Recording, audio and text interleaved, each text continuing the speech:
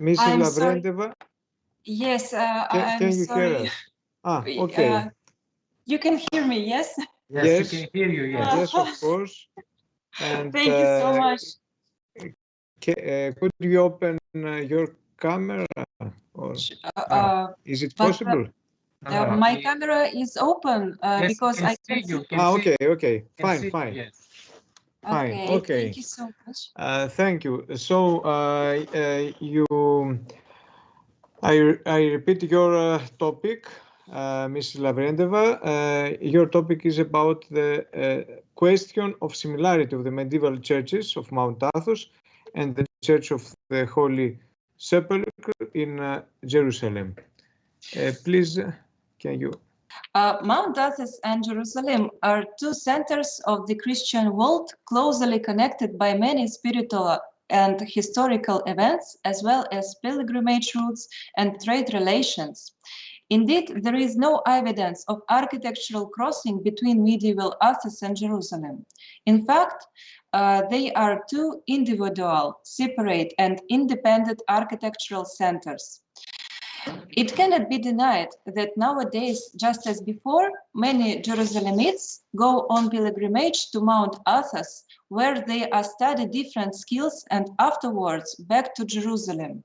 Certainly, the exchange of thoughts and ideas between two Christian centers has existed since the Mount Athos became one of the most important centers of Eastern Orthodox monasticism in 9th century.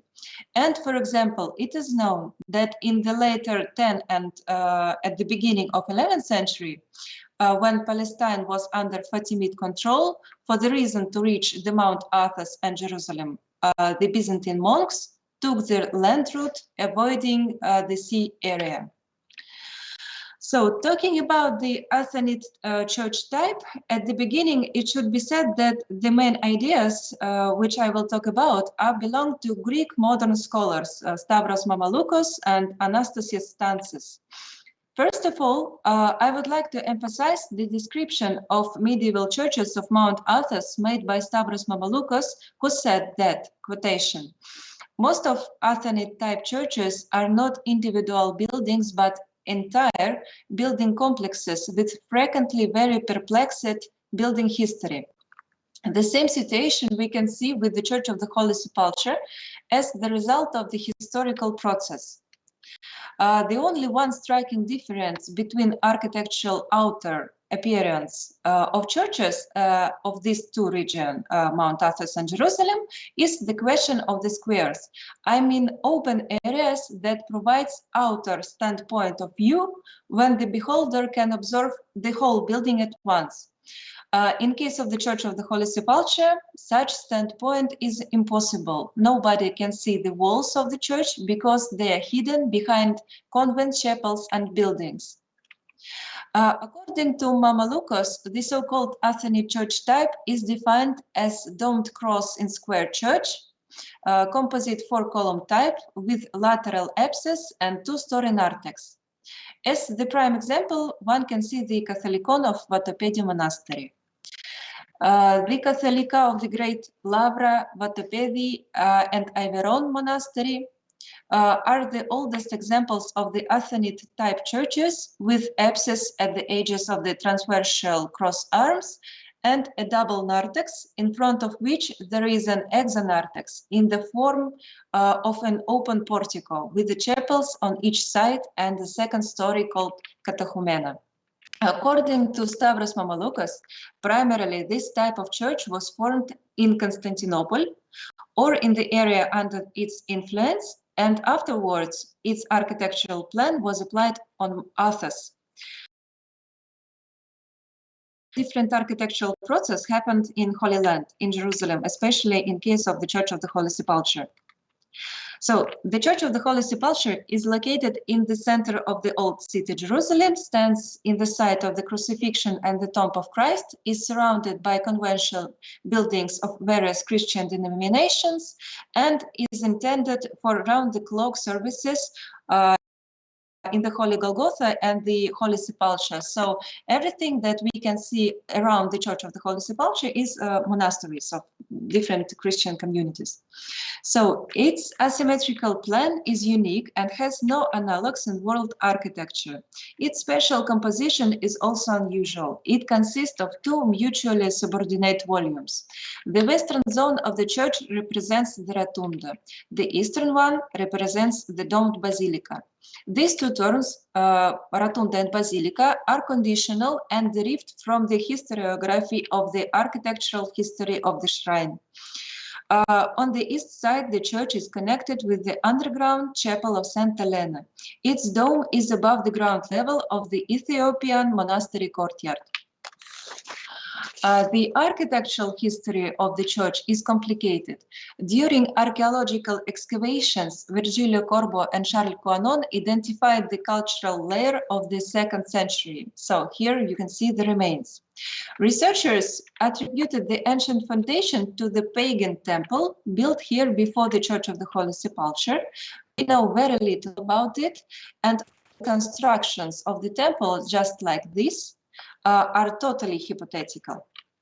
According to excavation results, the Church of the Holy Sepulchre was rebuilt several times. Researchers reconstructed the 4th century church as a complex of buildings, which included 3 architectural objects: the Rotunda Anastasis, the open courtyard triportico, and the Basilica Martyrion.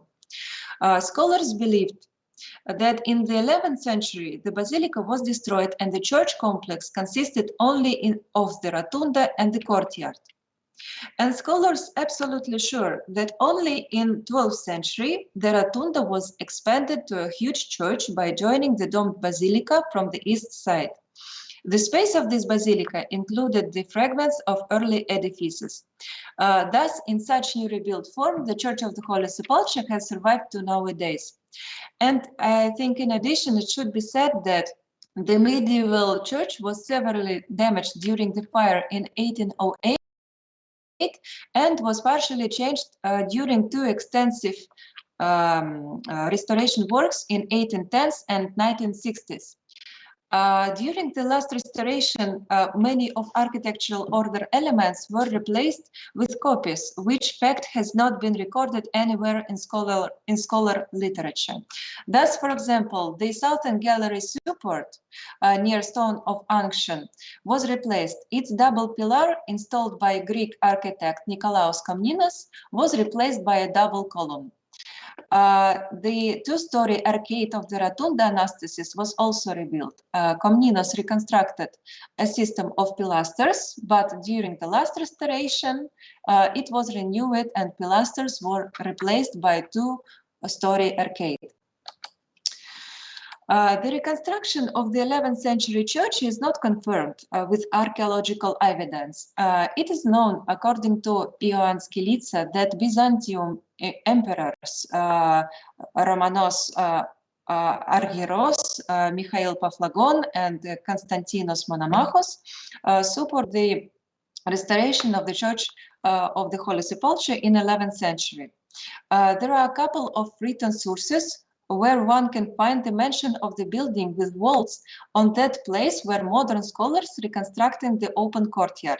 Thus, Nasiri Khosrov, one of the greatest writers in Persian literature, Zevulf, English pilgrim to Jerusalem, and the abbot Daniel, first Russian pilgrim, mentioned the grand church named the Church of God, which was adjacent to the rotunda. Also, pilgrims mentioned the compass, omphalos, or center of the earth, under the walls of the Church of God, with the mosaics image of the Christ. The nowadays disposition of such compass is under the dome of the 12th century Catholicon. This modern object was made during Komnenos restoration, sure. Only once in scientific literature, there was a hypothesis published by Professor Vasily Vasilevsky that inner courtyard was built up already in 11th century. The reason why he assumed that is the absence of any description of the courtyard. Thus, perhaps in 11th century, there was already an adjacent church built with the support of Byzantium emperors, but we know nothing about it, and there is no ideas how to reconstruct it. The only one thing is known for sure. On the example of the other architectural shrines of Jerusalem, it can be confidently said that Crusader builders tried not to change the architectural constructions of shrines. On the contrary, they were trying to preserve and repeat the previous church appearance if it had been separately destroyed. In modern scholar literature, it is believed that the so-called Basilica of the Church of the Holy Sepulchre, built in 12th century, we know it for sure because of the materials and building technologies. But this basilica goes back to the Romanesque pattern of basilica with the 3 vaulted naves, galleries, transept, ambulatory, grand apses with apsidioles. Directly as the Romanesque features of the building, we can name the forceful pillars, figurative capitals, sculptural decoration of the southern facade, and the portal with stepped blind arches. Nevertheless, none of the scholars has named the European basilicas with which the eastern part of the Church of the Holy Sepulchre could be compared. At the same time, there are a number of features that distinguish the 12th century eastern part of the Church of the Holy Sepulchre from the basilica form. First of all, in 12th century, only the part of the southern facade and the eastern apse was erected, and also supports and walls were constructed, and nothing else. Such unusual plan appeared because of 2 ancient zones that were well preserved and integrated into the Crusader special structure. This is the southeastern part of the church, where Golgotha is located, and the northern 2-level gallery. The southeastern part of the basilica, where Golgotha is located, was originally an independent building that was a part of the monastery complex adjacent to the south. This fact is indicated by its 3-story structure, which does not correspond to the floor levels of the Church of the Holy Sepulchre. At the moment, it is the structure composed of different time buildings. 2 domes and walls of 11th century Golgotha integrated church are well preserved. So here we can see 2 domes. They are very small, and we can see it only on these photos, not when we're standing here. This small dome without the drum, situated directly above the place of the crucifixion, above the Golgotha. And this chapel, octagonal chapel with the small dome and drum, was erected in 11th century, and it is just a small fragment of the church of the 11th century. The same architectural character we can see on Mount Athos, that well preserved because it is repeated in modern monastery buildings. Modern monastery buildings, I mean this, for example, small domes and drums, Vatopedi Monastery.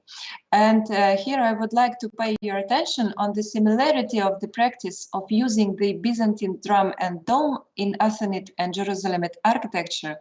So I believe it is purely medieval Eastern characteristic of Orthodox monastic architecture, when the most important objects are hidden in the thickness of the structural layers of different times, just unlike to Western European tradition, where the main building is not hidden, on the contrary, attracted all attention of beholders. So secondly, why the eastern part doesn't follow the pattern of Romanesque basilica and do follow the pattern of Byzantine Catholicon is the unusual shape of the clerestory, which reminds the shape of an equal pointed cross formed by the increased volume of cells adjacent to the dome space. So I'm in this part of the building. Here I would like to recall the question of the Athenite type churches and their transversal cross arms and the main dome in the center. So nearly the same. Here we also can see that Athenite and Jerusalemite transversal crosses are slightly different, of course, because in case of the Athenite church, the arms of the cross located below the base of drum. So these places. And in case of the Holy Sepulchre, they are on the same level. Also, it should be mentioned that the type of the roof is consistent with the climate of the region. It used to be said that indeed there is no direct and evident relations between Athenite churches and the medieval Church of the Holy Sepulchre. But there are some similarities that characterized monastic buildings of the Orthodox architecture that one can find in medieval churches both in Athos and Jerusalem. It could be the centered plan of the Catholicon with transversal cross arms and the main dome in the center. Also, it could be the irregular plan of the monastic buildings adjacent to the church, thereby the architectural appearance of the complex became unreadable. It can be confidently said that in 12th century, Crusader builders tried not to change the architectural constructions of the shrines. So they used to have some patterns, but this pattern should be from the Byzantine architectural world, not from Western European world for sure. But unfortunately, in the scholar literature, there is such point of view is absent. So thank you for your attention. Well, I hope that that was interesting to you. Thank you very much, Ms. Lavrenteva, for this very interesting speech. And now, if I would ask you if there is any question for Mrs. Lavrenteva's paper.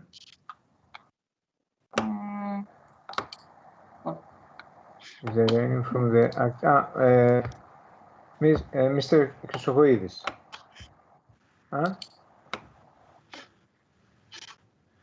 Κύριε Χριστοφοίδη. Thank you, yes. Mrs. Lavrenteva. It's just a very simple question. What do you believe? Is there any influence of the Constantinopolitan type of churches and then Athonite, and through Athonite type through Constantinople to have any influence to the Holy Sepulchre temple? What do you believe? Finally. Unfortunately, I have you discussed it a lot, but I cannot understand your position. Yes, I understand, because actually I don't know myself really. I should explain you. There is no objects about which we could that we could compare. Only small fragments. So I believe that from Constantinople it could came, but. Some small architectural characteristics of such monastic tradition preserved in Jerusalem and on Athos. So there is some similarities, as I can see. But maybe I need to search better to look something more precisely. And I think that from Constantinople it came to Athos and parallel to Jerusalem. But maybe if it's a only hypothetical discussion, that builders, for example, could be on Athos, and maybe after that they could went to Jerusalem, but of course it's without any written sources. These some a few elements you present, it's very difficult to accept it. You saw a smaller dome near the Calvary outside, and a parallel, in quotation, in Vatopedi, the chapel of St. Andrews. The chapel of St. Andrews in Vatopedi, you saw it. It is late end of 18th century. Has nothing to do with this dome. So I'm wondering what kind of connection could be. Yes. I understood. Yes, that's. Thank you for your question very much. Of course, I understand that this architecture, these two drums are modern, but how to say it?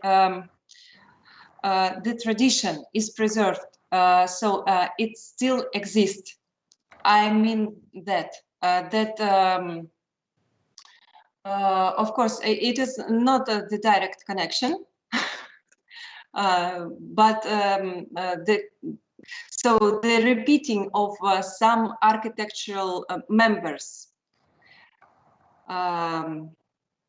So I want to make a point on that. That tradition is very important. So not how to say it. I don't know actually. Maybe you understand me. Okay. Thank you very much. Are there any other questions for Ms. Lavrenteva's paper? Are there any written questions, Anastasis? Όχι, ναι, βλέπω εδώ ότι έχουμε μία ερώτηση για την κυρία Λαβρέντεβα. Ms. Lavrenteva, there is one written question for you. Okay. It's from Mr. Dimitris Yangoudis. So, first question. You mentioned that the Athonite church type started from Constantinople, if I'm not mistaken. Are there any examples of such churches in Constantinople? And if not, then how did we come to this conclusion? Second question. If there is a pattern in Eastern Orthodox Byzantine churches, shouldn't there be more examples? So I will start from the first question. Thank you very much for them. And so it is not my how to say it. It is an opinion of Stavros Mamaloukos. If you are interested, you could read his article, his paper, and it is very interesting and very constructive. And also there are another points of view, but Stavros Mamaloukos, he described, he wrote all the historiographical questions that observe all the history of studying of the Athonite church type. And I think that your second question that relates to the origin of the Athonite type church, and maybe you will find the answer for this question in these papers. So Stavros Mamaloukos and also Anastasis Tansis. And well, for my reason, as I believe, I need to tell you first of all that I study the Church of the Holy Sepulchre, For me, it was very interesting to compare these two architectural centers. But of course, I should be honest that there is no primarily connections between them. But there is one main thing that they are relates to Constantinople. But it is always question in architectural history and art history, the origins of something new that after became alive, and people we are live in it, and we live with this, and it came to our life and stay with us. So I think it is a very philosophical question, because I think nobody will answer you. So I don't know if you like this question or this answer or not, but okay. So I hope. Thank you very much for your interest. Thank you. Okay. Thank you too. Thank you very much for your paper.